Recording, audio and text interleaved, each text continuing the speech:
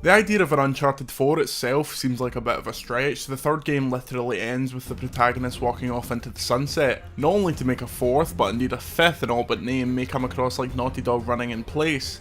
However, Uncharted 4 is the best game in the series, and now its sequel cum spin-off, The Lost Legacy, has been given a lot to follow. The game follows Chloe Frazer and Nadine Ross, supporting characters from Uncharted 2 and Uncharted 4 respectively, on a treasure hunt to find the Tusk of Ganesh, a sacred item in Hindu legend. The game begins with the pair butting heads as part of a newly formed partnership, Nadine's straightforward no-nonsense approach sparking against Chloe's almost Nathan Drake-like quip-a-minute swagger. And look. How weird.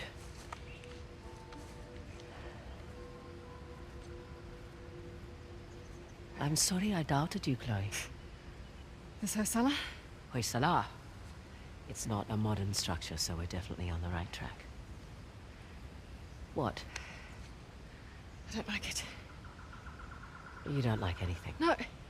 We've gone nearly 100 kilometers with no sign of a sov. Glass half full, maybe we got the jump on them.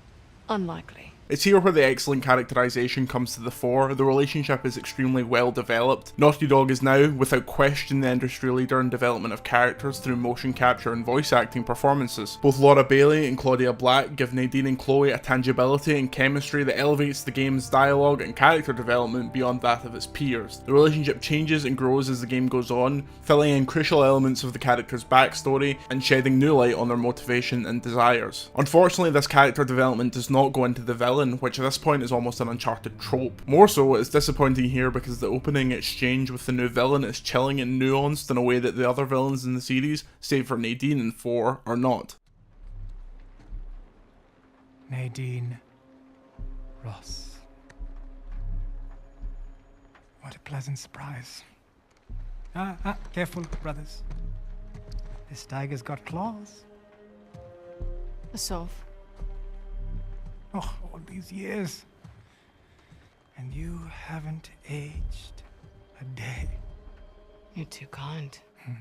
Sadly, very little is done in regards to advancing the antagonist's story, and the totality of his arc leaves little impression. The game in parts feels like a throwback to the first Uncharted, Drake's Fortune. The game, for the most part, takes place in one location. Similarly, the game's central interactions surround the defrosting of a chilly relationship through working together and isolation. However, unlike the one-dimensional love story of Nathan and Elena from the first game, Chloe and Nadine's relationship is multi-layered and goes through many permutations throughout the story. Like the first game, The Lost Legacy is substantially shorter than the later titles in the series. This is for the game's benefit, however, as the pacing never wavers, the narrative is never relegated to the background, and crucially, my engagement never turned to boredom. I love Uncharted 2, 3 and 4, 1 to a lesser extent, but it was a good foundation in its day, but it's inarguable that the longer the series went on, the games ballooned in size, to the point where A Thief's End clocked in around the 16-hour mark. 10 hours longer than it took for me to complete Lost Legacy, taking my time throughout the experience. Speaking of Nathan Drake, he only appears in name and the game is better for it.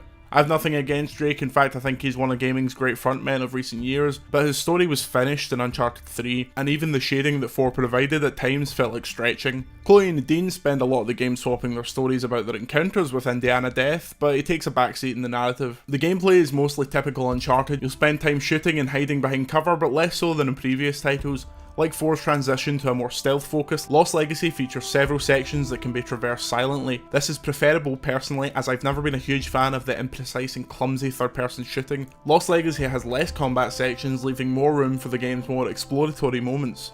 Included in this is a substantial, almost open world chapter that features an expansive area, objectives that can be tackled in any order, and optional side content. It's an impressive pivot from an extremely linear series, and may signal Naughty Dog's intentions for the future. Visually, the game is virtually unmatched. The facial capture technology at Naughty Dog is unbelievable. These are the single most realistic character models in gaming, bar none. Emotions and internal conflict are finally able to be depicted wordlessly. This also comes back to the excellent performances. The environments are at times photorealistic, and although the majority of the game takes place in the same area, the architectural variety and attention to detail means that the experience is never visually dull. The sheer number of animations in the game is ludicrous. The things that Naughty Dog have accounted for when designing how the characters move throughout the world is staggering. The Lost Legacy is an accomplished addition to the series and second only to 4 in its quality. The character development is at a franchise peak, and new strides in regards to level design and pacing make it feel refreshing and align the games that seem to have dealt every card it had.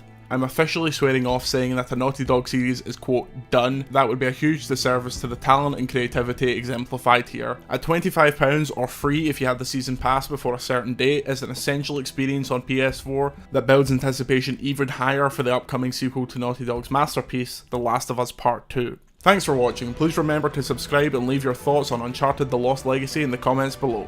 See you next time.